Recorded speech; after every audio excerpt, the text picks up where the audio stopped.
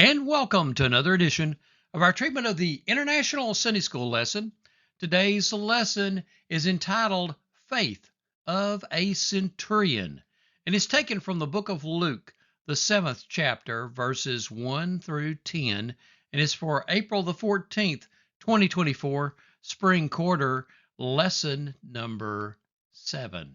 Now, a little background information. Today's lesson is discussing the centurion who came to Jesus because his servant was ill. And this, of course, took place in Capernaum. And for those of you who don't know, Capernaum was the Lord's home base. And the time period that this story takes place was after the fame of Jesus had grown significantly throughout the area because he was healing and casting out demons and his teaching. And also, too, it's important for you to understand how that the Jews did not socialize with Gentiles unless they had been converted to Judaism. And also, too, Matthew 8:5 through 13 relates the same story about the centurion. And Matthew describes that the centurion came to Jesus, and Luke describes the centurion sending others to Jesus. And I want us to really understand that this is not really a contradiction, because when you send an emissary somewhere to tell somebody something, that is really the same thing as if you said it to them. And the different gospels are looking at things from a different perspective. And Matthew is looking at it from one perspective, and Luke is looking at it from another. Now, Luke 7:1.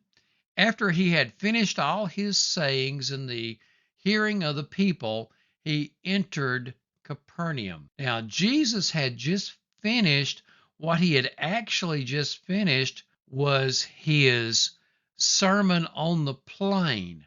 And this is a very similar sermon to the one he preached on the Mount that is documented in the book of Matthew. It is a little bit different, and Jesus had said a lot of the same things in multiple sermons. And if you listen to anybody's preaching for any length of time, you find out that we often repeat ourselves multiple times, and that's what Jesus was doing. There was a Sermon on the Mount and then Sermon on the Plain. Now, Luke 7:2 and 3. Now, a centurion had a servant who was sick and at the point of death, who was highly valued by him. When the centurion heard about Jesus, he sent to him elders of the Jews, asking him to come and heal his servant. Now, it's important for us to understand that Jesus was very well known at the time. And this centurion had heard about Jesus. And so he had a servant who was very valuable to him that he cared for, who had gotten very sick. And Matthew talks about how that it was a palsy or being incapacitated from movement. And Luke doesn't really go into that, but Matthew does. But it was at the point of death that was right on the verge of where this servant was. Now, Luke 7:4 and 5. And when they came to Jesus, they pleaded with him earnestly, saying, He is worthy to have you do this for him, for he loves our nation, and he is the one who built us our synagogue. It is important to us to understand how big of a deal this was. This centurion, this non-Jew who was a high up official, had really been enthralled with the Jewish people. He had gotten very attached to the Jewish people. And he loved them so much and cared so much for them that he built them a synagogue.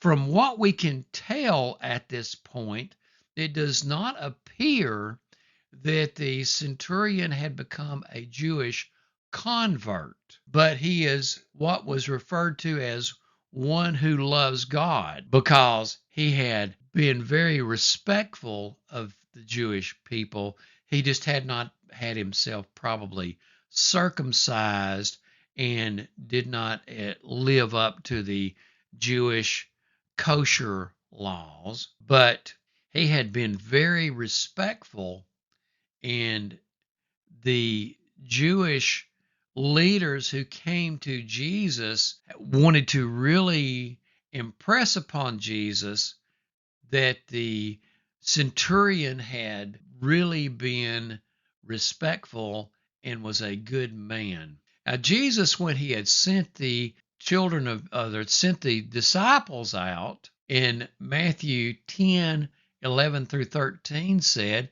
"And whatever town or village you enter, find out who is worthy in it and stay there until you depart. As you enter the house, greet it, and if the house is worthy, let your peace come upon it. But if it is not worthy, let your peace return to you." And as ministers, we actually need to be careful sometimes with who we associate with.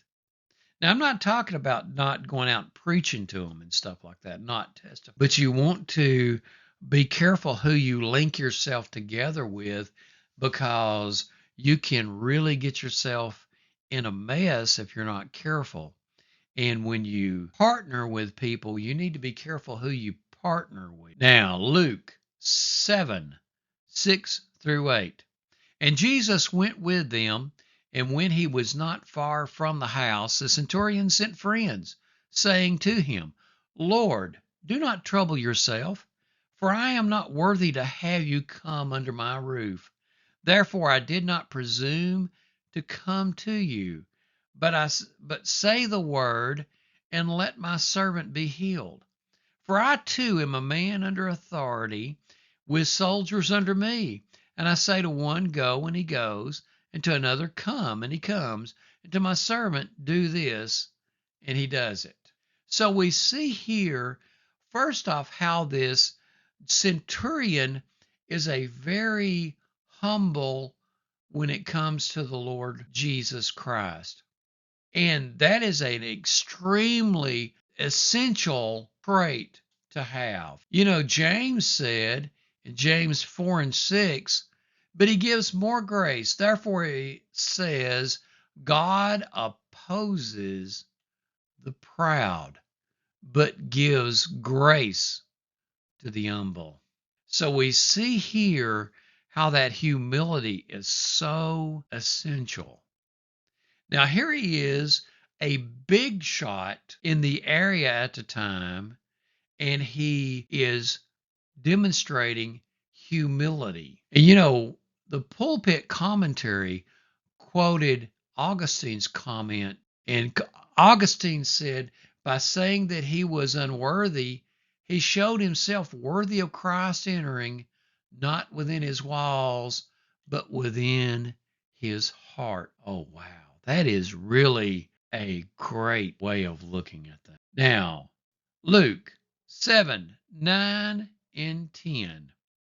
When Jesus heard these things, he marveled at him, and turning to the crowd that followed him, said, I tell you, not even in Israel have I found such faith. And when those who had been sent returned to the house, they found the servant well.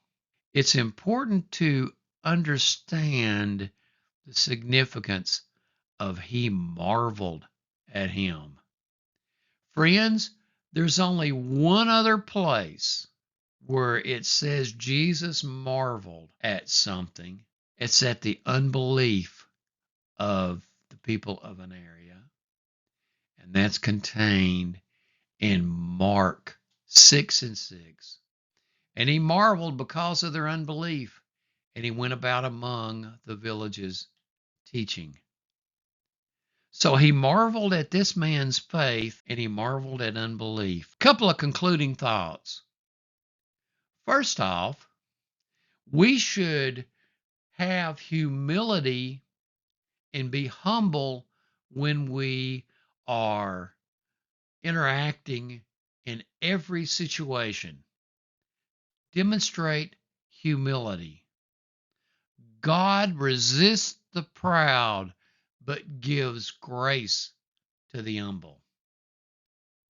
The other thing is, seek Jesus when you're in trouble. Seek Jesus when you're in trouble. And the other thing is, demonstrate faith. Have faith in God. Okay? Well, friends, good Lord willing, I'll be back with you next weekend.